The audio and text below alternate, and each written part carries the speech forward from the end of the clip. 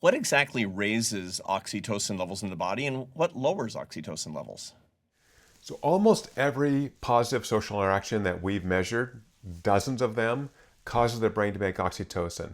It could be me saying hello to you, opening a door, giving you a hug. Even something as simple as an advertisement or a movie can cause the brain to make oxytocin. We are emotional creatures. We connect to others. So anything with positive social content will cause the brain to make more or less oxytocin. This runs on a continuum. So, Arthur, we're good friends. I really like you. But if my little daughter walks in the room, I'm going to release much more oxytocin than when I see you. So it's an index of the attachment to the people around us. Again, unconscious.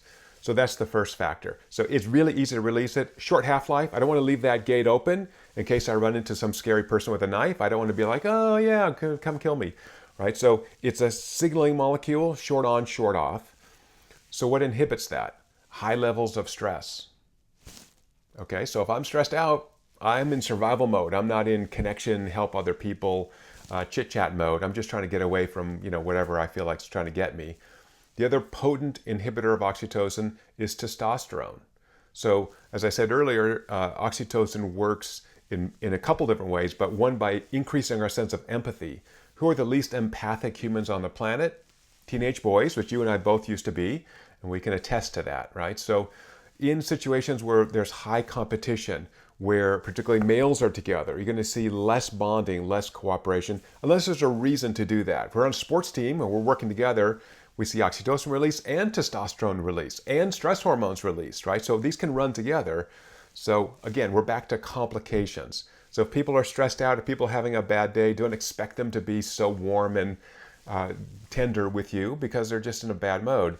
If you see, think of crime, right? The bulk of crime is done by young males, right? High testosterone, a desire for risk-taking, again, this unbalanced cost-benefit relationship driven by high testosterone levels, and that tends to modulate as we get to be 30 years old and older.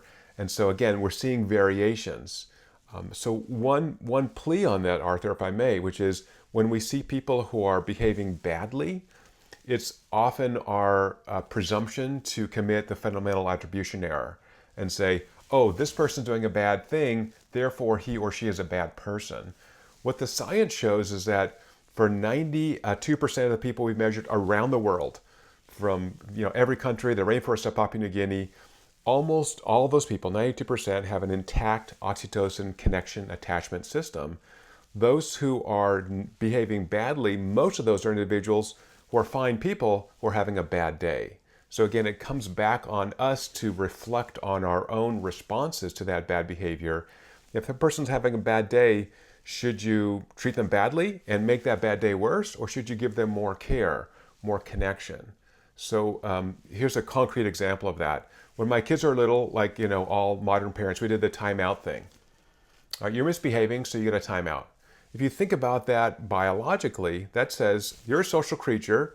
We don't like the way you're interacting with the other humans. Therefore, we're going to put more stress on you. So I switched that. I created the time in. You're having a bad day. You need to sit in dad's lap for as many years as you are old until you get over that bad response you're having. For whatever reason, I don't care.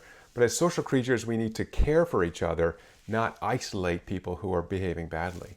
Except for the about 2%. 2% of people have the traits of psychopaths. These individuals have dysfunctional oxytocin. They don't connect to others. These people, you can't fix them.